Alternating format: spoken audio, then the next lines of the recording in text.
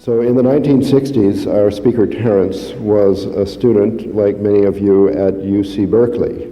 And he left in the middle of things to go on a tour around the world for 7 years that ended in the deepest Amazon basin, where he had an experience that has determined his life in the 20 years following, and which is the subject of his latest book, True Hallucinations. So now in this historic moment, after all this time, Terence will ascend the platform of the University of California for the first time. What I thought I would talk about when I was approached to do this, the pressure was to say something new, which is a heart-sinking pressure to a warhorse of the lecture circuit. I started out thinking I would never repeat myself and sometimes wonder if I'll ever have a new idea again. But what I wanted to talk about this evening was illusions. And I called the lecture The Taxonomy of Illusion because I think it's interesting to attempt to classify and relate the various kinds of illusions that stand between us and that presupposed naked, radiant truth.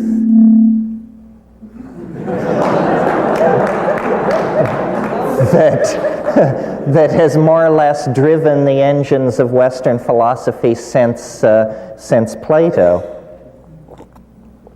Of course, the great victory of modernity is to disabuse ourselves of such naive notions, but they die hard, I think. Ralph mentioned my latest book, and I don't intend to talk about the book particularly, but in the book I quote the only piece of poetry in the whole thing, not written by me. I now see that I seem to have lost it. Oh no, here it comes up. But it relates to this on many, many levels, this question of illusion and the relationship of the self to the real and where the world falls in that equation and the limits of knowledge and all that other good psychedelic stuff that needs to be considered. The quote is from Pale Fire by Vladimir Nabokov, and if you don't know this book, you should. It is without doubt one of the funniest books in the English language, and it takes the form of a very long poem and then the commentary upon this poem. The poem is written by a character that Nabokov creates named John Shade, and the part that I want to call to your attention this evening runs like this. That rare phenomenon, the iridule, when, beautiful and strange, in a bright sky above a mountain range, one opal cloudlet in an oval form reflects the rainbow of a thunderstorm which in a distant valley has been staged, for we are most artistically caged. Now, this is a very strange piece of poetry. This is not like even Wallace Stevens at his most obscure. In the first place, this word, the iridule, you won't find this word in any dictionary, and yet I sensed that this is obviously the word for this phenomenon. I know what he's talking about. I have seen this opal cloudlet in an oval form, which reflects the rainbow of a thunderstorm in a distant place. We're in the realm of mirage, and nature as mirage, and nature as mirrored labyrinth. And then the final point, and I'll go through all this in the course of talking to you, but the final line about being artistically caged. This is, I think, where the psychedelics come in, because psychedelics allow one to pierce beyond the veil of cultural illusion, beyond the linguistic momentum of what has been handed on. The faith of Tantra and magic and psychedelics is that the apparent intransigent appearance of the world can somehow be overcome by an act of magic. I used to collect Tibetan thangkas, and the texts which go with some of these thangkas, I remember one in particular which, coming out of the Tibetan, the translation was, all things being reversed, the great Hla, the great God, appears instantly. You see, the precondition for magic is the reversal of causality somehow. And as moderns, we have grown to give great credence, I think, to the idea that the world is largely a linguistic structure, largely created through the participation of the observer. But we have not been able to take that perception and turn it into a technology. Instead, we are still driven by the blind momentum of atomic structure. Who was it who said the atoms blindly run? And then I think it was Whitehead who said, yes, but within the body they blindly run according to the body's plan. You see, what I think we're dealing with are patterns and then the indeterminate dimensions between patterns. And it's in those indeterminate places, within the interstices of reality, that the observer is able to establish him or herself and then model back the world. The reason I wanted to talk about a taxonomy of illusion was because I thought it was important to relate the various styles of hyperseeing, non-seeing, and misseeing together, because I think that the heuristic consequences of doing that are to realize just how shifting the sands are upon which the ontological edifice of Western thinking rests. I mean, that's always the point, you see, to deconstruct Western civilization, because Western civilization, the toxic consequences are now clear for everyone to see. So the first category or grand family of illusions which we would put into our taxonomic key would be social illusions.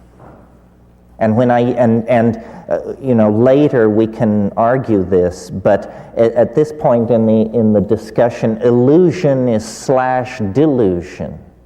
So the great social illusions, delusions, are sexism, racism, xenophobia, egoism, classism.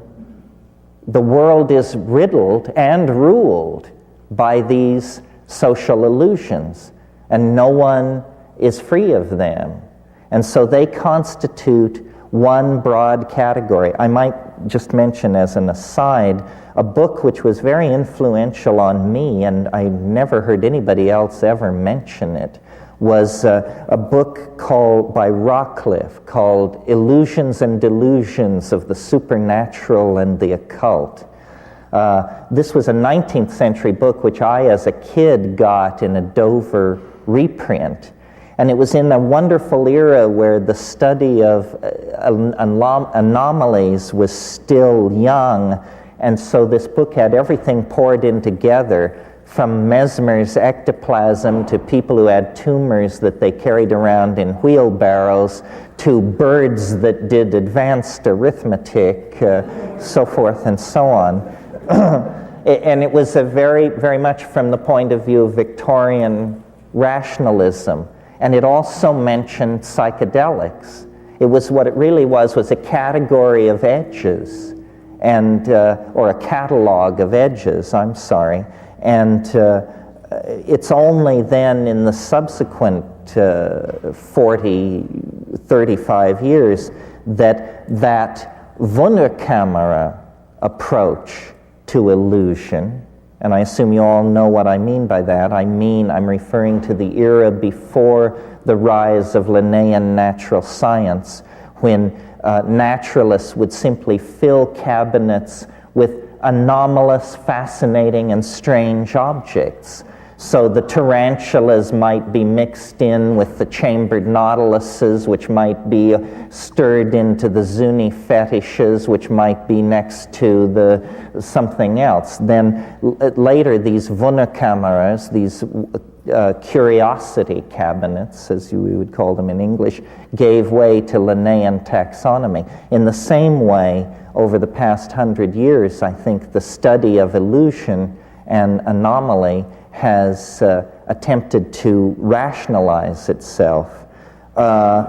Spatial illusions are an entirely different family of illusory phenomena, and we all have encountered at some level, I imagine, the specially constructed environments that occur in behavioral psychology labs that trick you into thinking that the person in the foreground is smaller than the person in the background, and so forth and so on. These kinds of illusions are probably fairly trivial, except that they address perception. And when we get to psychedelics as a source of illusion, this is more important.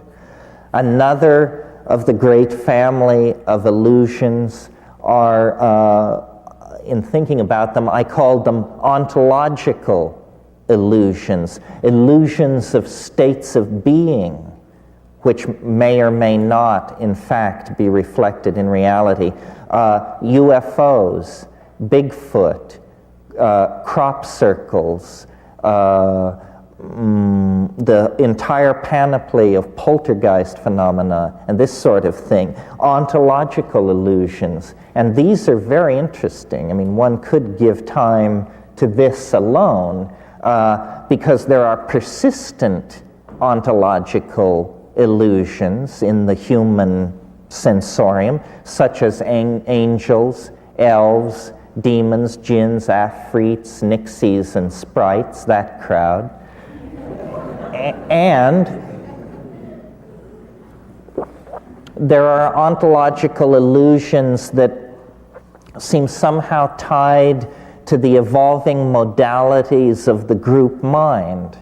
UFOs are an obvious example. I mean, aside from the fact that people have occasionally seen strange things in the sky, the UFO archetype really emerges in the late 40s with the Rainier lights, and then a whole set of taxonomic features of this particular brand of illusion coalesce. The silvery discs, the alien denizens with the cat eyes and the rubbery flesh, those same guys who give you unscheduled proctological examinations in the middle of the night. But notice that particular taxonomic feature has been added recently through the assiduously careful scientific research of Strieber and company. So these things are a cattle mutilation is an interesting one, very confined in time and space. The crop circle thing, similarly. It's not that there aren't crop circles, but that what we have is essentially a pattern in an English wheat field, but then radiating out from that are the illusions of those who cast their gaze upon it, those who proclaim it,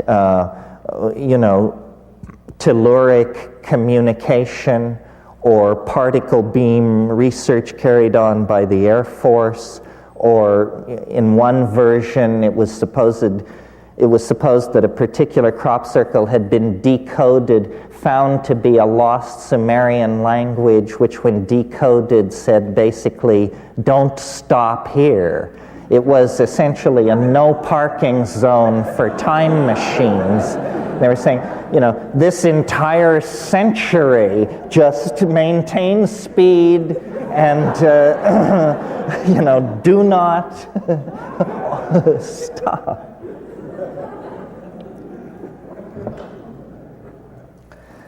Psychedelic illusions.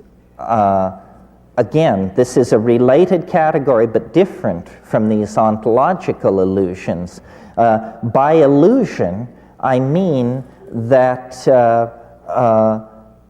these are confrontations with phenomena, an apparently subjective ground and an assumed rational observer, where then there is a more than ordinary amount of ambiguity. I mean, most of reality is illusory. It's just that we do each other the courtesy of not pointing this out. Actually you trace a very thin data path through the world, and most of what we assume without question, we have very little evidence for. I mean, something as simple as, like that Mount Everest is the highest mountain in the world. Well, first of all, very few people have ever seen it. I saw it, and because I saw it from a distance of about 500 miles, it looked quite small, and my own testimony as to whether it was the highest mountain in the world would be fairly unreliable. And besides, what does that mean anyhow, and how the hell do you figure it out? I mean, here we have one mountain in the Himalayas and another in Bolivia, and you're telling me you know which is the higher mountain? It must rest on a whole bunch of weird and fishy assumptions, resting on even shakier data. So, and that's just the question of the highest mountain in the world. Give or, leave alone the state of your lover's heart, or your banker's for that matter.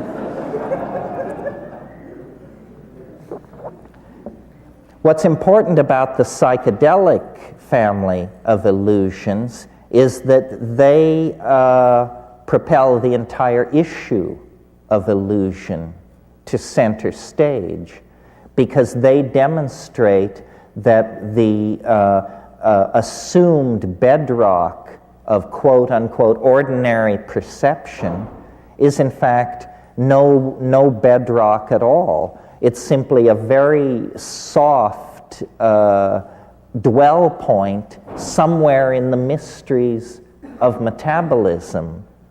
And the consciousness, whatever its relationship to the brain, is spectacularly affected by the perturbation of the physical brain by endogenously introduced pseudo-neurotransmitters of some sort. I mean, to my mind, this is very interesting. Alexander Shulgin has secured in his work that you can take a molecule that is completely inactive, and by moving one atom to a different place on the ring, you can change this into an active compound. Now, it seems to me you could hardly have a neater demonstration of the quantum mechanical foundation of consciousness, because you've moved one atom and you've moved the mountains of mind 500 miles from where they were resting when last you looked. It's quite spectacular. And it argues then that mind, which strangely enough, the materialists always claimed this, they just put different emphasis on the words. Mind is a kind of iridescence upon metabolism. For the materialists, that was a dismissal, because to them what iridescence meant was a tertiary phenomenon, not inimical to the structure of matter, but necessarily perceived only through the intercession of an observer. See, that's what iridescence is. It's somehow a more fragile part of nature than the rocks, the trees, and the waters, because it's a play between light and mind. Again, a kind of illusion, a mirage. Now, in a very different category of illusion, and this is one worth considering because it's the one we tend not to place in this category, and that is the illusion of materialism. This has broken down completely. The idea that the material world was real sustained the investigation of nature from Parmenides to the early years of the 20th century. Virtually the entire history of human engagement in the abstract intellectual modeling of matter, matter was assumed to be pretty much as presented in perception, solid, enduring, having simple location, meaning, it stays where you put it, and when you look there again, it's there. That sort of thing. Now, one of the best kept dirty secrets of Western civilization is that the core science, which is physics, the science which was always the envy of all the other sciences for its mathematical formalism and its incredible predictive ability, because it's not unusual in physics to predict from theory an experimental result to the third or fourth decimal. This is spectacular congruence between theory and experiment. You don't get that in the social sciences, or even in physical, need I mention, even in physical chemistry. However, the investigation of matter has now been pushed to such extremes that matter has shed its easily recognized and familiar face and has become something much slipperier, much more dependent on the presence of the observer, much less easily located in space and time, something much more of the nature of thought than of the familiar conception of matter. This word has not reached even as far as biology yet. The biologists are still laboring under the notion of the reality of physical material. If any of you read this book that was published last year with much to do, called Consciousness Explained, actually it should have been called Consciousness Explained Away. Here was an effort to drag out all the old material paradigms and explain away consciousness. The problem is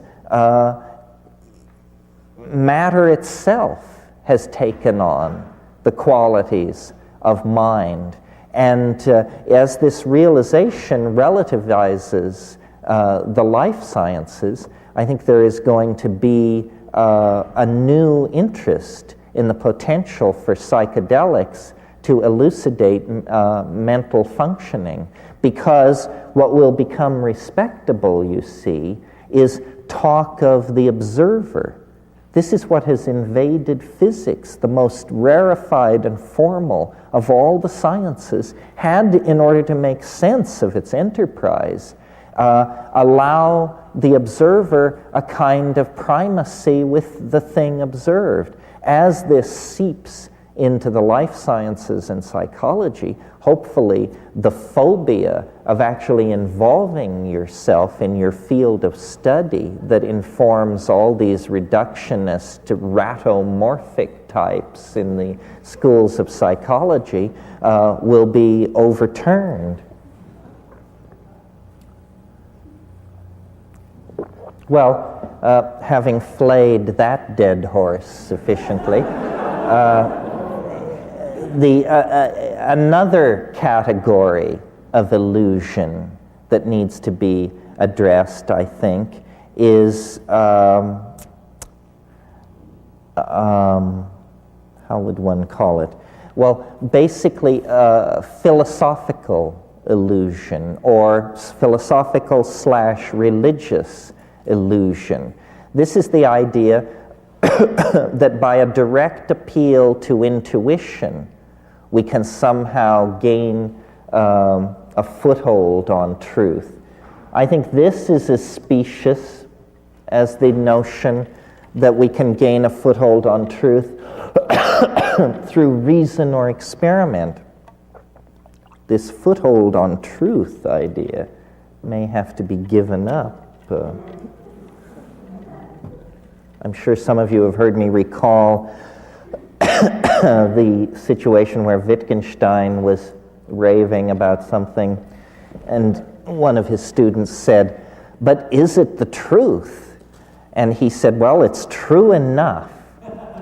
And this is really means a great divide has been crossed when you can say that, because it means you understand now that you are no longer a fairy in a Platonic superworld, but that you are actually a monkey with a brain full of mush trying to sort out, what's right in front of you. True enough is what we should probably rest with. And, illusions abound. For instance, I was speaking of these religious ontologies. I was talking to someone recently who amazed me because I've always thought of them as a person of great intelligence, but who would never be reclaimed from the arms of Mother Church. And we had dinner last week, and he said, "I realized it finally comes down to, do you believe the universe is being run by the ghost of a Galilean politician?" And he said, put that way, I realized that it wasn't. Other religious myths are less easily undone, I think. Monotheism has an appealing philosophical neatness, but it leads apparently to clitorectomy. So, you want to watch that. This search for philosophical neatness may make for strange bedfellows. And of course, Buddhism, I love the illusion of Buddhism. It's the illusion that illusion can be transcended. And again, not really doing genuflection to the animal nature.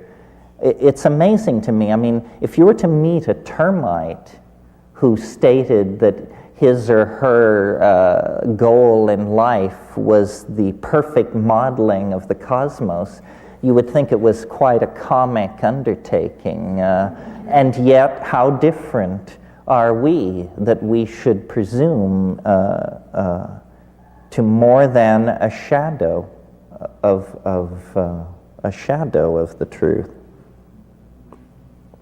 Well, then, finally, or I don't know finally, but completing my laundry list here, linguistic truth, or the truth of language and the illusions that language weaves, because someone quite intelligent said language was invented so that people could lie. In other words, it gives you that fudge factor of obfuscation, where someone says, why did you do that? Well, the best approach is, I didn't do that. You thought I did that. What you thought you saw, you didn't see. In other words, I suppose that lawyers are probably the people who have done the finest work with language, and behind them, politicians. And the true potential for language to elevate and to unite the community was early on betrayed into the production of illusory and ideological goods, which could then be marketed among the people and to spread confusion. Psychedelics reflect on this because psychedelics stretch and pull and melt and recast the illusion-producing machinery of language. I mean, I think that if you had to say the one thing that psychedelics do for everyone, whether they have a good trip or a bad trip, because it's up to them to interpret what they make of this, is it shows you the relativity of your cultural viewpoint. That it's just your point of view. You inherited it from a geographical area, a culture, a set of parents. It has no relationship whatsoever to anything anchored in some kind of metaphysical superspace. It's just your cultural point of view. And travel actually does the same thing. And I've always felt there was a weird affinity between psychedelics and travel, and I suppose many people have, or we wouldn't call it a trip, and we wouldn't call it a journey. But travel shows you the relativity of culture. And what's really happening when you travel, you see, is you're moving from one language domain to another. We don't think of it that way, but that is in fact what is happening. You can never see the Amazon jungle if you keep intact the bubble of linguistic assumptions of the place you started out from.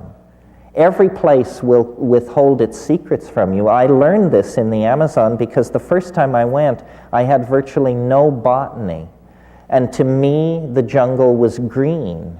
That's what it was. And it was many shades of green, and it was beautiful, and it was this and that, but it was basically green. The second time I went, I was with a lot of botanists. And within days, you learn the families. That's how they do it. With the same taxonomy I'm here applying to illusion was really developed to describe plants and animals. So you learn the families, the plants with square stems, the plants with the opposed leaves, the plants with the particular flower structure. Once you know families, then you have a linguistic wedge in. But the corrupting or curious thing about language is that, like all tools, it shapes its user in ways that are not suspected until it's too late. So, for instance, the way in which Western civilization is totally obsessed with the subject-object relationship, and it's the basis of our science, our polity, our relations to commerce, the concept of product. All of these things come out of the subject-object relationship, which is an aspect of language. So I point all this out because in talking about my new book, somebody said, that I had gone too far. And I was amused because it implied, from what? You know?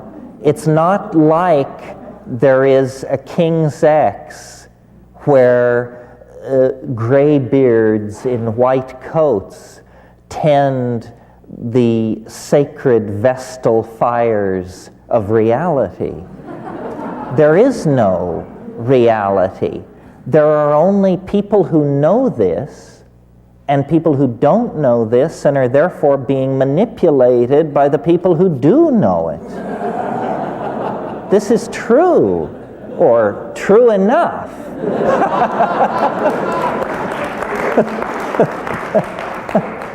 And, you know, one of the things that has amazed me with my own personal career, because, you know, I started out basically shoveling snow in a cow town in Colorado, and by fate or who knows what,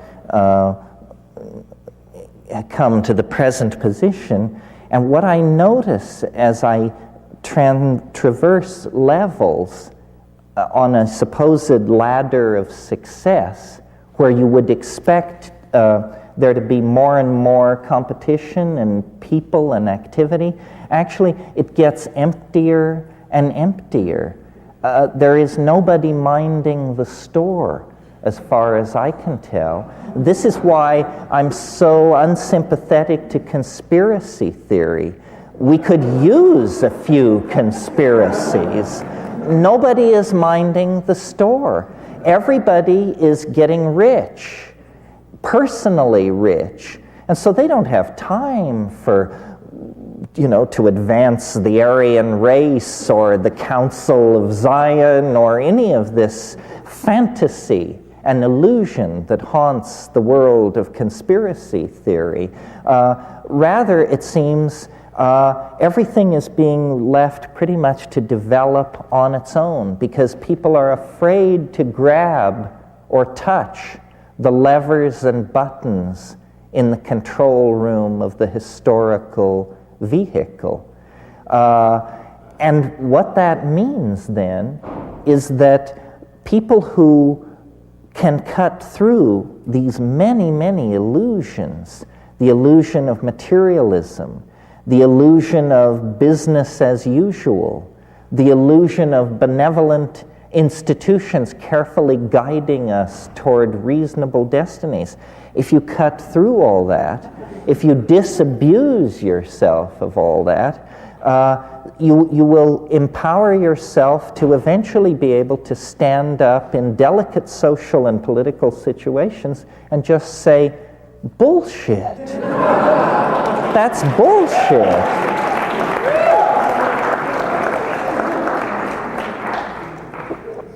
And this is worth considering doing simply because we have an imperiled planet on our hands.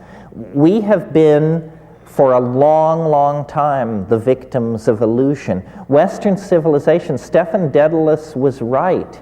History is a nightmare from which one must awaken, quite literally. I mean, we have been blind to what we have been doing. We are blind at this moment to what we are doing. If in a single moment the actual nature of our predicament were to fully make itself felt in the mind of any one of us, I think it would be paralyzing. It would be horrifying. We have waited till the last moment of the last hour. The house is burning down around us, and we rouse ourselves from the stupor of materialism, the stupor of Christianity and scientism, the stupor of male dominance, sexism, and racism. If we don't rouse ourselves from this stupor, the momentum toward extinction is now practically irreversible. You know, the Grateful Dead like to sing that song, "We need a miracle every day." We certainly do. Because and so then that brings me back to my original point. that that outside the ven of culture lies an unmapped terra incognito, as vast as the New World was to the Old in the 15th century, as vast as outer space appears to us now. The New World outside of culture is a world that can be conquered through vision and language. And, you know, many of you have sat through my recitations of what it's like to smoke DMT. Many of you, I'm sure, are familiar with the medieval woodcut of the guy sticking his head through the cogs and wheels of the cosmic machinery to observe a new world outside. The message here is, and it's more than a message. It's a message if you just come to events like this and then go back to studying cost accounting. It's an experience, if you will, but avail yourselves of these tools. The experience is of the discovery of a new world as real as any world that we know. It's not going to come from Time magazine or the Secretary General of the United Nations or anybody like that. It isn't that the world is tired and played out and that all frontiers have been explored. Every culture could support that viewpoint within certain classes and in certain situations. But in fact, it has never been true, and it isn't true now. We are monkeys, and monkeys love a hell of a good fight. And we have a hell of a fight bearing down on us because we have to clean up the mess. We're not going to go silently into the gentle night of extinction. It's just not going to happen that way. Creativity is going to be unleashed. Struggle is going to be an unavoidable part of trying to steer this battleship away from the cataracts of history in which we are now caught. I believe that there is a tremendous obligation upon the privileged classes of the high-tech industrial democracies, and I dare say that includes everyone in this room, a tremendous obligation to attempt to deconstruct the bomb that we have inherited. I mean, that is literally our situation. The gift from the past, from the 19th century, from the 1940s, from the psychology of Nixon and Johnson and that crowd, is a ticking bomb, except that it's a planet. And it's the greatest challenge to intelligence that intelligence has ever faced. And yet it's precisely the kind of challenge that intelligence should be able to meet, because what it requires is large-scale strategic planning, implementation of visionary responses. It is not incremental. It's sudden, complete, and dramatic. And I really believe that there will only be one chance.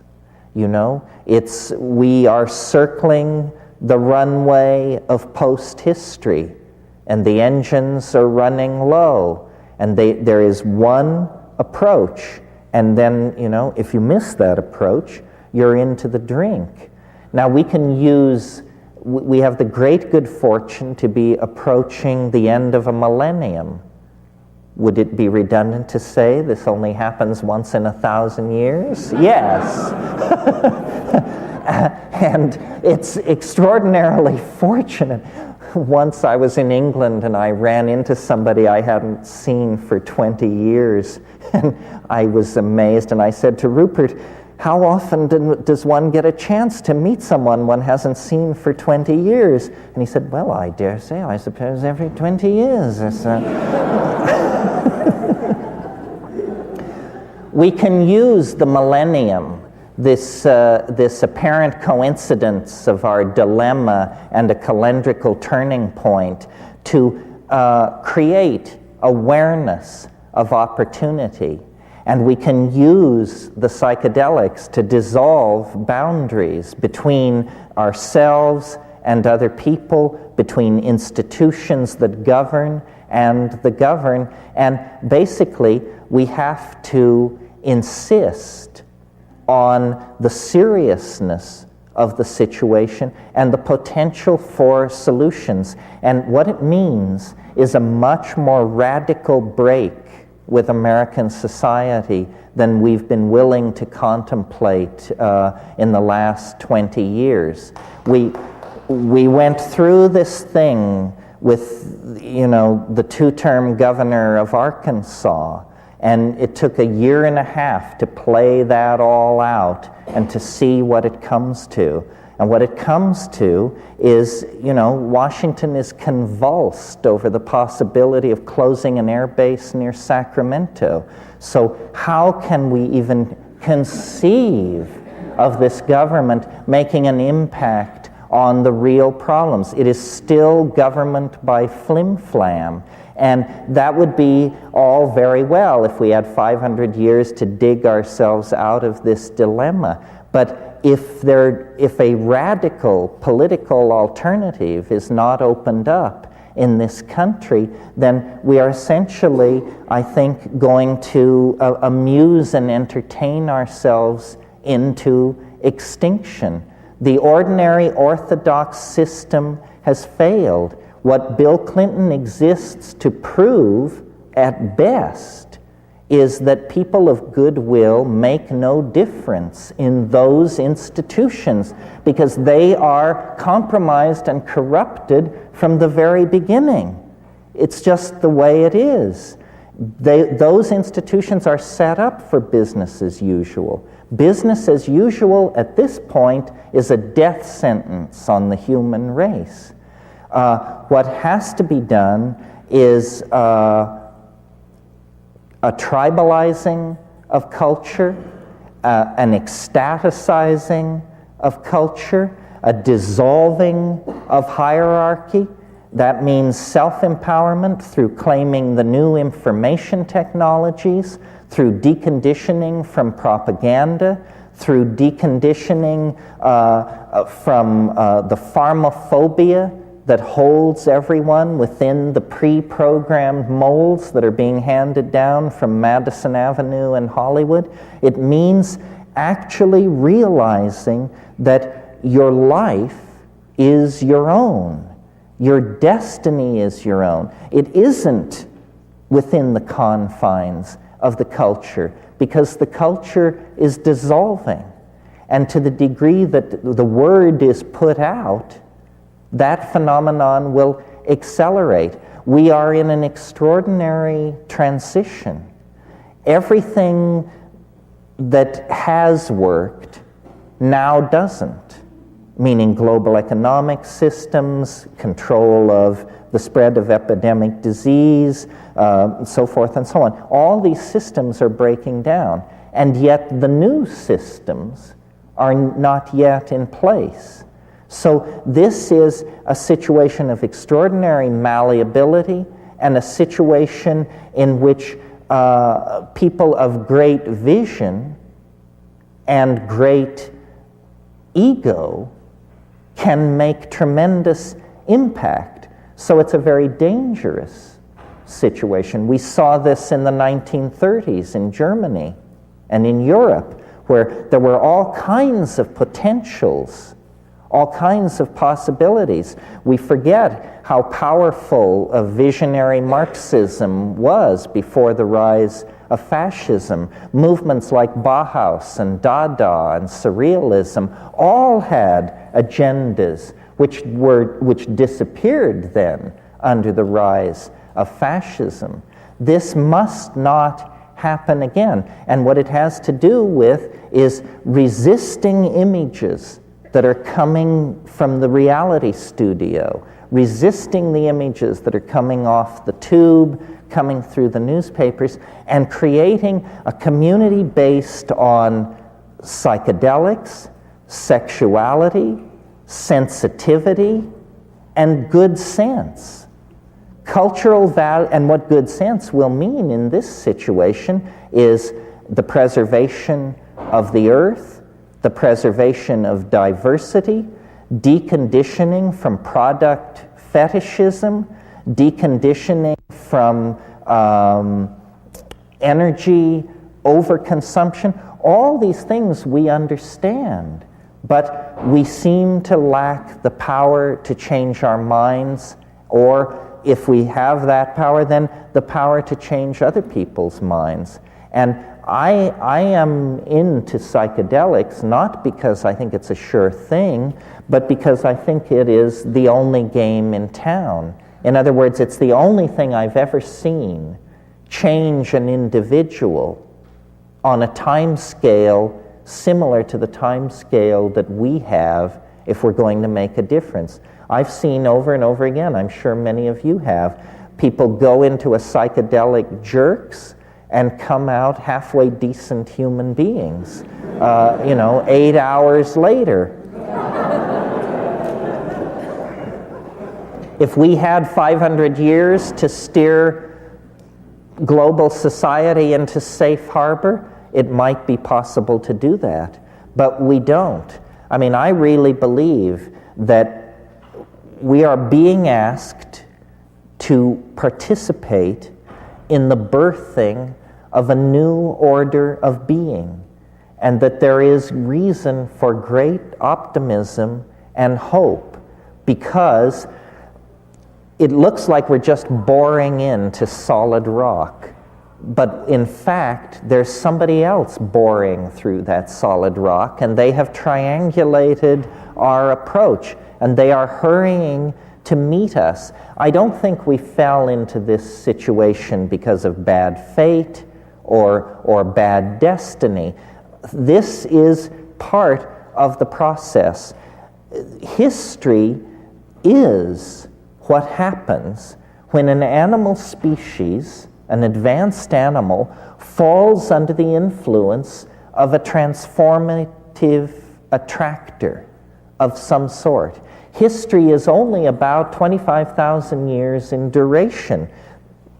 The interesting part in the last 5,000 years, what has happened is that something confounding has entered the local situation, or was always dormant there but has stirred to wakefulness. And it is not God, not the God that in Milton's wonderful phrase hung the lamps like stars in heaven. It isn't that God. Maybe it's the God of biology, but whatever it is to us as we are to the termite. And what it is doing is it is casting an enormous transcendental shadow back through time over the epigenetic landscape of biological becoming. And in our species, for reasons mysterious to me, we mirror this thing, and it has swung our compass away from the forward flow of genetic theme and variation, and in a course orthogonal to biology, a course set on the transcendental, and it is pulling us toward it through the medium of transforming our languages, through the medium of the imagination, which is, after all, this mysterious mental domain in which we are whispered to by angels, demons, gods, ancestors, aliens, and out of that intercourse, culture, self-transforming, shedding its face every 100 years, building on novelty, is ascending toward a reaching out toward the unspeakable. This has been going on, I think, for billions of years. It has obviously and incontrovertibly been going on since the advent of consciousness in the human species. And now we're there. We're in the final domain of the confrontation with the secret. It is impossible to conceive of history going on for hundreds of years. The planet cannot sustain it.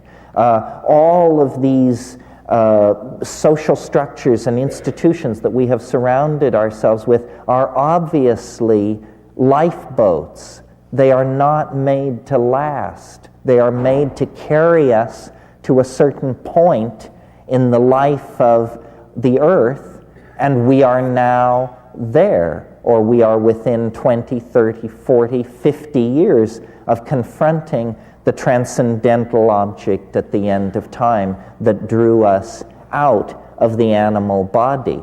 History is the proof and the shock wave of the eschaton. This is a hard thing for secular audiences to wrap their minds around because they're familiar with hearing this from rattlesnake-handling Christers.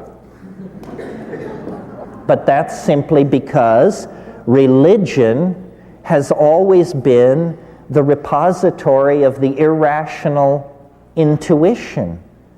It never said that the irrational intuition is ipso facto false. It becomes a travesty when hung with the trappings of dogma derived through the scholarly revelation of weasels. But the intuition is pristine, and the intuition of Islam, Judaism, Christianity, and cults innumerable is that there is a finiteness to the historical experience. And then the more staid the ontology, the further into the future they put it, so they can continue trading real estate for the next little while. I think that it is now possible to extrapolate the curves that describe our degradation of the planet, the spread of epidemic diseases, the ozone hole, the extraction of metals, the clearing of the rainforest, the rise of population, the spread of toxic compounds, so forth, to convince yourself, even from a rational point of view, that history is a self-limiting process. Well, if you're a rationalist, then you must conclude we're just headed for extinction. I would think then the rational response to that logical process would be to get your ass in gear and try and avert the extinction. And if you're not a rationalist, then the conclusion you draw from all that is that we are within striking distance of merging with the mysterious hyperspatial source of our intelligence, and that somehow this is a planetary birthing, something as scripted as the breakup of Pangaea or the movement of glaciers south from the pole. It's just part of the process. Culture exists to transform mind out of the domain of matter. We are rising toward the rarefaction of ourselves into the transcendental plasmate body of alchemical and Buddhist preoccupation. This is what is calling us out of matter. It's what called the monkeys out of animal organization. It's what calls technology out of the restless hands of the hominids, and it is what is calling all of us toward a kind of fusion with the community, with the psychedelic totality of the species, and with the larger Gaian totality of the planet. This is what it all went for. This is the promise and the redemption of history. Without this redemption, then history becomes the abortion that materialists fear it is. This is why the legitimate path to the transcendental, the linking of the individual with the transcendental through psychedelics, now becomes the most important political work that can be done in the light of the rising awareness of the end of history. Thank you very much.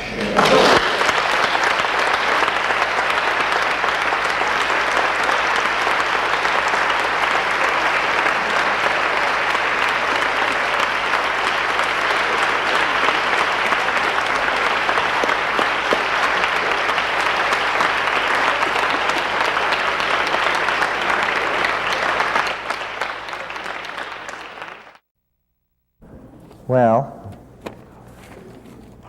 all of you who stayed, the intrepid core, I'll just go through these. I've not had any chance to look at them, and handwriting is also degraded here at the end of the world, so it's a little hard to sort out some of this. What role does an individual psychedelic experience play in the massive changes that you're anticipating? It would seem to me, my model for the psychedelic experience, there have been a number of them. The idea that it mimics madness, that was one idea.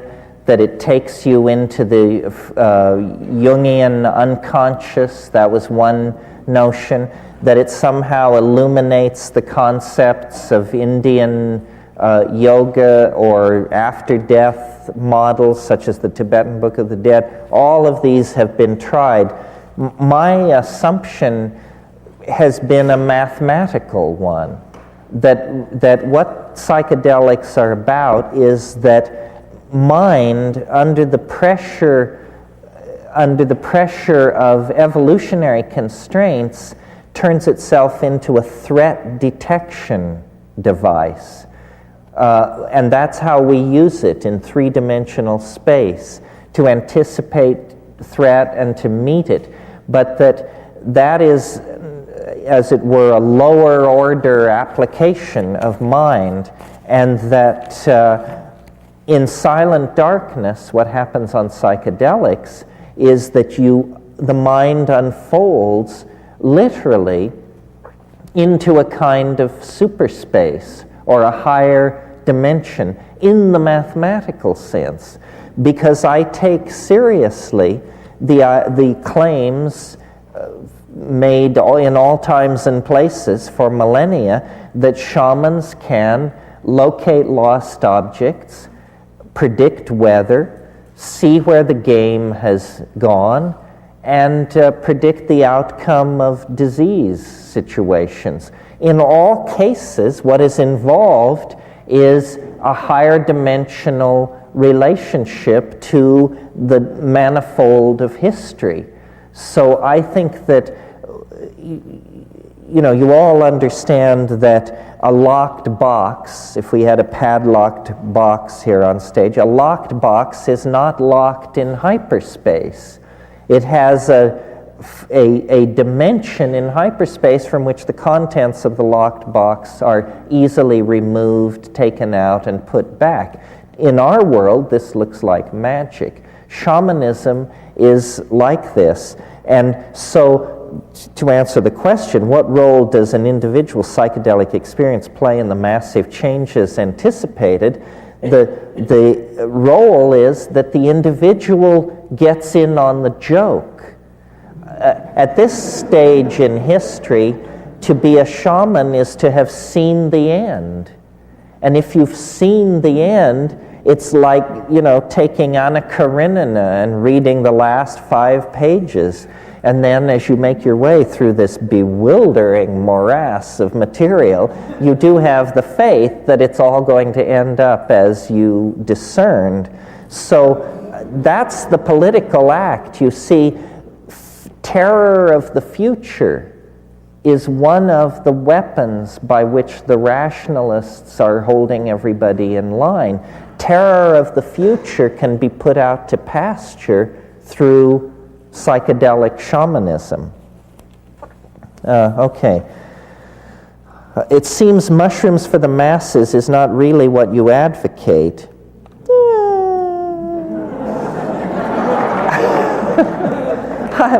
mushrooms for the masses doesn't sound like such a terrible idea. I mean, I always equivocate by saying, if your problem is maintaining boundaries, then you probably shouldn't take any psychedelics.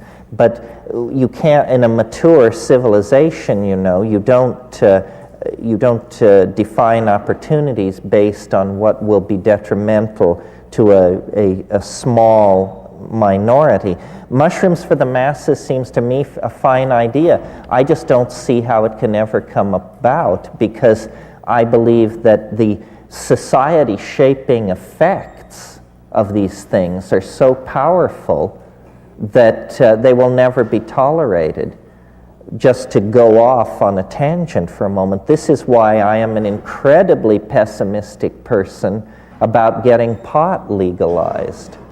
Because as far as I can tell, the argument now in favor of legalizing cannabis is that it ain't no big deal, so why not legalize it? The problem is it is a big deal. You just have to bake it into some banana bread and you'll find out what a deal it is. So,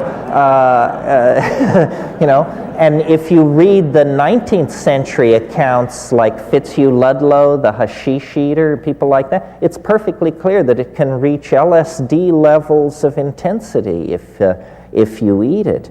And the question, if pot were judged on its social impact, or its lack of addiction, its lack of detriment to health, it would have been legal a long time ago. But it subtly erodes commitment to dominator values in ways that are absolutely intolerable to dominator institutions. They'll let gays in the military before they'll legalize pot. That's how threatened they are by pot. Well, let's see here. Recently you appeared on talk radio with LA Police Chief Daryl Gates. What was the inside story, and do you feel you were heard by him? Well, yes, I won't give this too much time. I did appear with Daryl Gates on his radio show. Clearly, they're desperate to raise ratings. They'll do almost anything at this point. And Daryl Gates was a pussycat, very easily intimidated by, I make no great claims in this area, but intelligence. He completely folded in the presence of, academic calm, big words, citation, that sort of thing.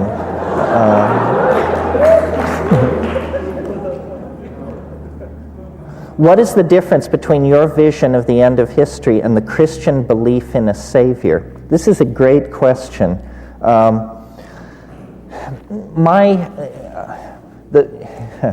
Well, it's complicated. The way I think of this transcendental object at the end of time is on this level. For purposes of metaphor, it's like those mirrored ball bars that they hang in discos, that spins and sends out scintillations of light all over the walls, ceiling, and floor of the room. The transcendental object at the end of time, and I like that image because alchemists used to talk about what they called the scintilla, which is simply Latin for spark.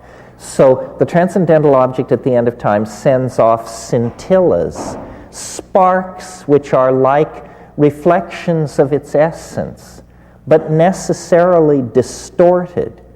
Well, then, ranged all around this transcendental object and at greater and lesser distances are all the people who have ever lived.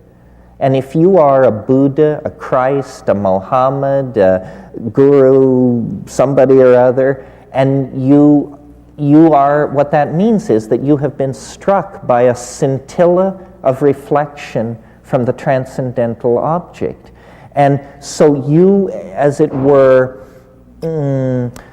have assimilated its essence into your being, and now you must act it out.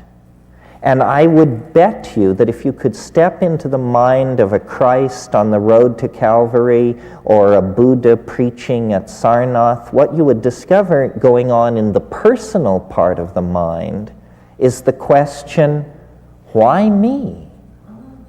Why me? And the answer is, you just are dumb lucky, that's all. You know, you just happen to be standing in the right place at the right time, and there is nothing special about you. You just have a hit of the stuff. And then the other part of the question, the problem with all these religions, and it affects flying saucer cults, and it affects occult schools of magic, and everywhere, is people claim to know too much. They are not willing to live in the light of ignorance and in the absence of closure. So, you know, my God, you go to these UFO conferences, and, you know, you've got the people talking to the Pleiadians in booth 1. Next to them, people are talking to Commander Zamo of the Antares system. And then number 3, something else. No cognitive dissonance between these groups. They all have coffee together and are dating heavily, and it doesn't ever seem to enter anybody's mind that this is a little odd. In occult stuff, you know, you say, what's that? And they say, well, that's the 11th amethystine ray that was brought by the great white fathers of the 11th Lodge who came from the galactic center at the fall of Atlantis and established the... You say, how the hell do you know all this stuff? You know, I mean, nobody knows anything. And Christianity, the anticipation of the end of the world and the exegesis of revelations that has been worked out based on the visions of John of Athos, you know, it's a good try, but it's not a paint-by-number script for the unfolding of the world by any means. When the transcendental object at the end of time finally reveals its quintessence among us, all prophecies will be fulfilled. All religious ontologies will find themselves somehow vindicated and somehow humbled in the same moment because they were, in fact, in Wordsworth's wonderful phrase, intimations of immortality. But you don't need to rely on these sanctioned intimations of immortality. You can have your own simply by taking 5 grams in silent darkness on an empty stomach after you've unplugged the phones on a Saturday night in your apartment. The real research into the nature of the eschaton is done one-on-one above 5 grams.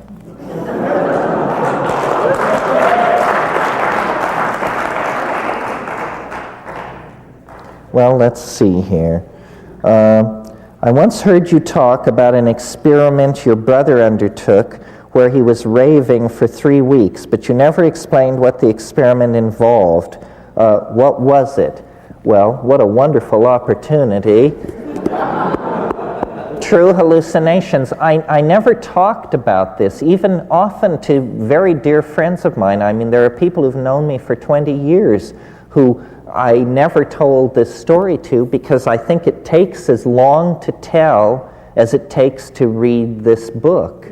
You know, that wonderful scene in Wells' Time Machine when he comes back to his gentleman's club and he says, "Gentlemen, this is no tale to be told over greasy plates." Well, similarly with this. So I didn't also want to make it the basis for my public career because this is real, well, I almost said nutty stuff. I generally disbelieve in violations of physical law and miracles. But I did actually, in the course, I'm 46, I have seen 3 or 4 in my lifetime. And each time it's absolutely astonishing. Whole worlds of possible questions are instantly answered. And I wrote this book to inspire people to follow our method, which is, our method is the rational but stoned mind in confrontation with the obscure. Seek ye the obscure. You know, if a book is not at least 100 years old, don't read it. If a country has more than one international airport, don't visit it. If a village has more than one outboard motor, don't stay. And just keep pushing and pushing and pushing, because out there at the edges are the edges. And that they're edges because nobody goes there, because the unsanctioned is hidden there. That's where the shamans are, and the mad people, and the sexual experimentalists, and the aesthetic experimentalists. That really is the method, not belief. Belief is a toxic and dangerous attitude toward reality, I think. After all, if it's there, it doesn't require your belief. And if it's not there, why should you believe in it? It doesn't make a whole lot of sense.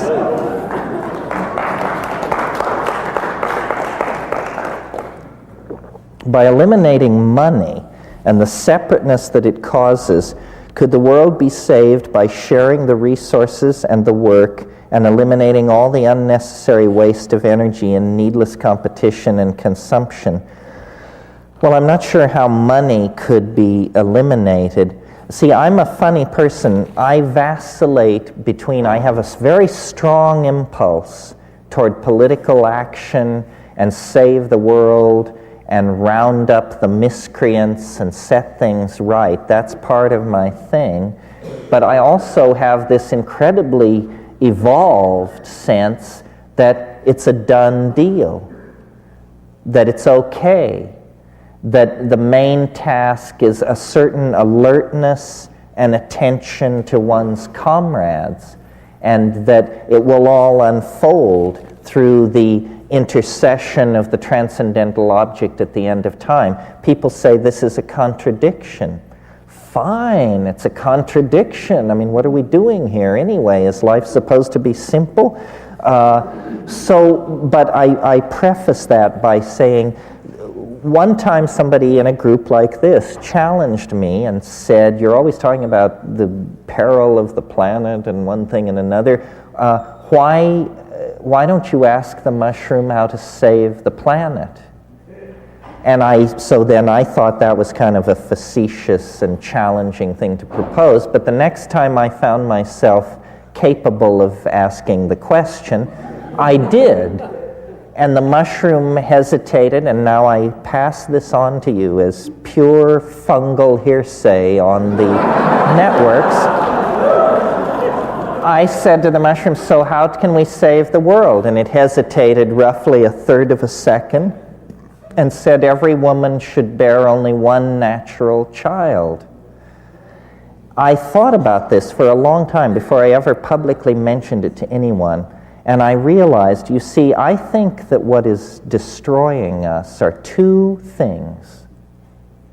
Number 1, an uncontrolled rise in population that wipes out every good intention, every social program, every expansion of agriculture succumbs to expanded population. This is destroying us. The other thing that is destroying us is that we are not properly utilizing the intelligence, talent, and so forth of half of our population, the female half of the population. Now, people say that we must, women must be promoted to professional positions and power positions, and of course this is true, and I agree, but what is really holding women back is that they spend a staggering amount of their creative lifespan raising children. And if every woman were to bear only one natural child, the population of the planet would fall by 50% in 40 years without wars, epidemic diseases. It would just naturally fall in half. Now, I don't think very many people have ever considered this possibility. We tend to think that our problems are insoluble. They are not insoluble. Furthermore, it turns out, and here's news nobody likes to hear, a child born to a woman in Santa Cruz compared to a child born to a woman in Bangladesh, that child will use between 800 and 1,000 times more resources than the Bangladeshi child in its lifetime. So where do we preach population control? The third world, because that's where all the people are. But that's not the problem. People are not the problem. Incredible consumption by some people is the problem. It would be possible to imagine a world where governmental institutions or whoever's running things could go to women and say, how would you like to have vastly increased leisure time? How would you like to have an increased expendable income? And how would you like to have genuine status as a hero in the struggle to save the planet? If women were to have only one natural child, women would very naturally come into an enormous empowerment. No one, no institution could deny it to them. And interestingly enough, this is not a plan where men, who have always been the planners and the managers of plans, play much of a role at all. Well, I just pass that off in case you don't want to put your trust in the transcendental object at the end of the world. Then the most politically conscious thing, apparently from the mushrooms' point of view, that you could do is encourage those kinds of policies and that kind of attitude. How many unnatural children? Are there unnatural children? Oh dear, still carrying a grudge? Leave it. Leave it to Saddam.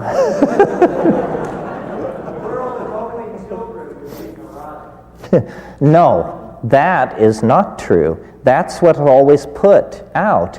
The fact of the matter is, in 1800, the average American woman gave birth 13 times in the course of her lifetime. The two-child family is a genuflection to the Industrial Revolution. No traditional culture on this planet ever advocated the two-child family. It's a convenience that allows factories to run and jobs to be filled, and in fact, as the father of two children, I would argue that the two-child family, what happens is the children mirror the tension between the parents in a way that happens in no other configuration of parent-child relationship. So I would actually argue that the so-called family values that these right-wingers are constantly dinging us to preserve are in fact values created to support the agenda of the Industrial Revolution, which means global capitalism. And they have nothing to do with archaic values, which are enormous families, not nuclear families, but extended families living communally. That's the traditional model, and if you're not ready to go back to that, then one woman, one child is as good as anything else, in my humble opinion. Let's see here. You mentioned earlier this evening that psychedelics played a role in human evolution. How so? Thank you for not groaning, those of you who have heard me explain this 18 times. Because it may be my only crack at getting into the history books, it seems to me clear, well, it seems to everybody who looks at the question clear, that the theory of evolution is handed a tremendous dilemma when it comes to human evolution. A planet of groundhogs, hummingbirds, and slime molds poses no problem to Darwinian evolution as modified by molecular genetics. We pose a problem, specifically our brain, and its doubling in size in less than 2 million years is very difficult for the theory of evolution to explain. And it's a particular embarrassment because that's the organ which generated the theory of evolution. So it's like a real rip in the sail of the galleon of evolution. I believe, and everyone believes, that there must have been extraordinary selective pressures of a unique sort upon our early ancestors to have produced the human brain in such a short amount of time.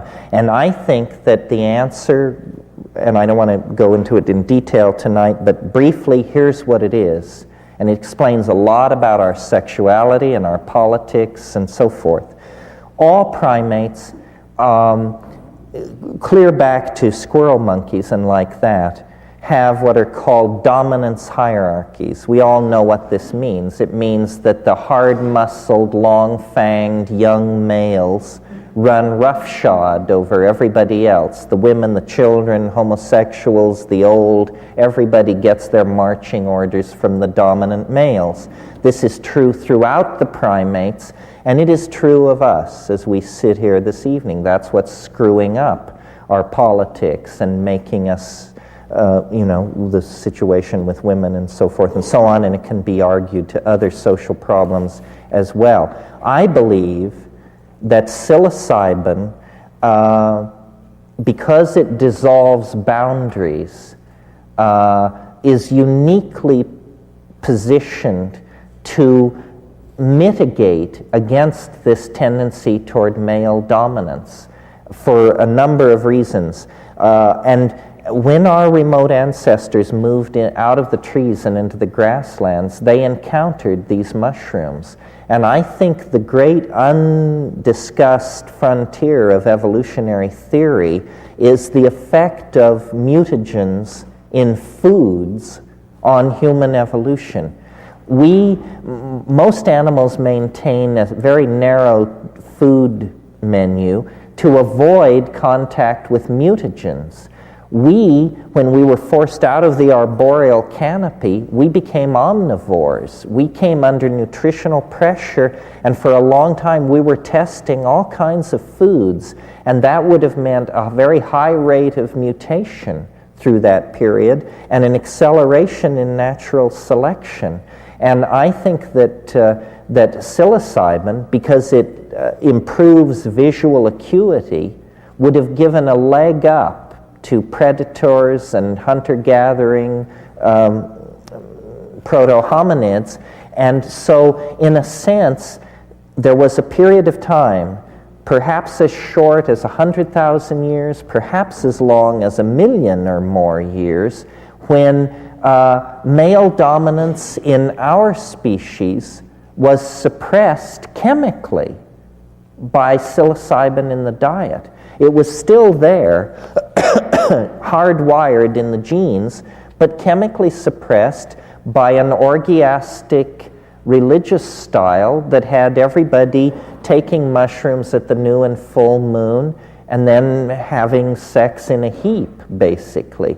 This made it impossible for men to trace lines of male paternity. That's a consequence of an orgiastic society. And a kind of paradise evolved. And it was during that paradisical interlude that language, theater, altruism, metaphysics, poetry, dance, religion, all of the functions that we equate with unique humanness evolved under the aegis of a near symbiosis with psilocybin, mushrooms. And then, and this all was happening in Africa, then through climatic upheaval, drying of the African continent, the mushrooms disappeared, and God forbid, the old wiring reasserted itself. It must have been hell on earth. It must have been similar to what we're living through. It must have been an era of incredible brutalization when people stopped caring for each other.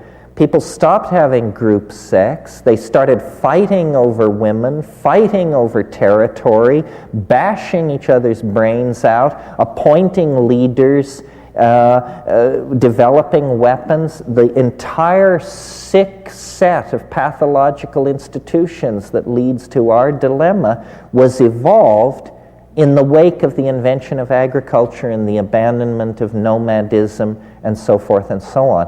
And this is why I think we're so funny on the subject of drugs, because we are literally the children of a drug. There wouldn't be human beings on this planet had there not been this hominid-mushroom interaction over a very, very long period of time. The reason we addict so easily to so many substances, and the reason people destroy their lives with various addictions, is we have an itch that we just can't scratch, and we try everything. And I maintain that you'll keep itching and you'll keep scratching till you come to this very narrow family of hallucinogens, the tryptamine hallucinogens. Then the itch stops because you are restored to the archaic dynamic in which we created the most noble social systems that we have ever lived under. The archaic, nomadic, shamanic, goddess-worshipping world of the dawn time. And history is a fall away from that, exactly as these monotheistic religions insist, the fall into history. And I see then this emergent end of the world, post-history, millenarian culture as an attempt to reconnect with that archaic authenticity that was the birthplace of intellect, of poetry, of beauty, of love, and of altruism. Okay.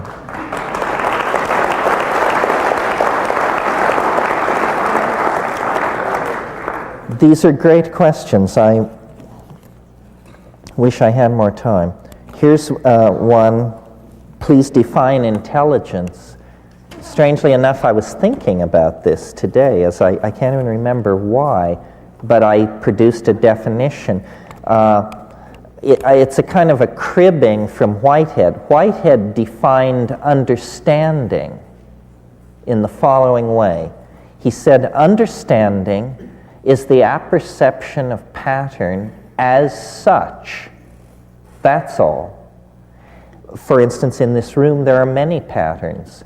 Where the men are, where the women are, where the over 40s are, where the under 40s are, where the wealthy and the poor are. Each of these patterns, if you can see it, tells you more about the situation.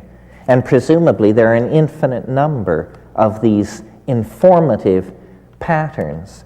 So I would define intelligence as Whitehead defined understanding. Intelligence is the apperception of pattern as such. And the more of the pattern and the more patterns that you perceive, the more intelligent you are. Of course, these patterns must actually be there. Otherwise, you're delusory, and that's a different issue. And then I'll do one more here. Oh, you don't want go fast through them.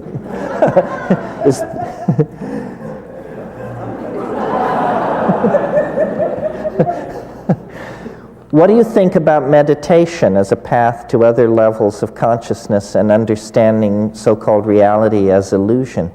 I think meditation is a fine thing. I do it. I'm not sure what its relation to the psychedelic experience is. This is essentially part of a larger question, which is, can you get there on the natch? The short answer is no. The fair answer is maybe in exceptional cases. Cases so exceptional that the answer is no. The perils, I submit to you, are much greater because what is so wonderful about the psychedelics is how democratic they are. You don't have to have enslaved yourself into some beady-eyed weasel and his set of precepts, dietary strictures, and mantric formulas. It doesn't work like that. It isn't handed down through a human lineage. I asked the mushroom about this. I said, what's the deal with these other paths to enlightenment?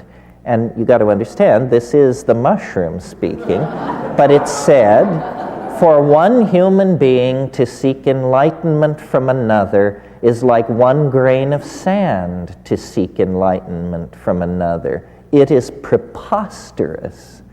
And I like that because I've never met anybody whose intelligence seemed so intimidating that they deserved to be followed. And I dare say you probably haven't either, if you've been paying attention. I mean, how many philandering zennies have to parade before us? How many Kagyupts with a Budweiser welded to their good right hand do we have to encounter before you get the message? These guys are just slime balls at worst and lost souls at best, and you're smarter than they are by an order of magnitude anyway, so why waste your time? Now, if you want to follow, if you just can't tear yourself away from the concept of following, then, how about Plato, Heraclitus, Parmenides, Plotinus, Proclus? Dead guys, they're much safer. They're not going to try and climb into your wallet or some delicate portion of your anatomy. Plus, they've been use-tested in the historical arena and have been found to be generally at least harmless at worst, and in some cases actually to be recommended. So I would say, the whole message of psychedelics is self-empowerment. Trust yourself.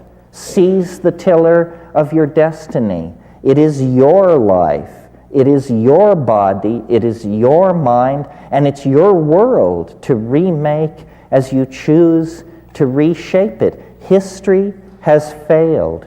The past is no guide. The immediate generations preceding us have dealt themselves into bankruptcy. Their object fetishism, their ideological excesses, their tendency to resort to brutality in the solution of every problem has essentially ruled them out of play. They are no longer operable. And psychedelics, because they do, in fact, enhance, accelerate, and promote consciousness, must, it's not a debate, must loom large in the future history of our species. Because if consciousness is not a major part of the human future, it is not a human future. Thank you very, very much.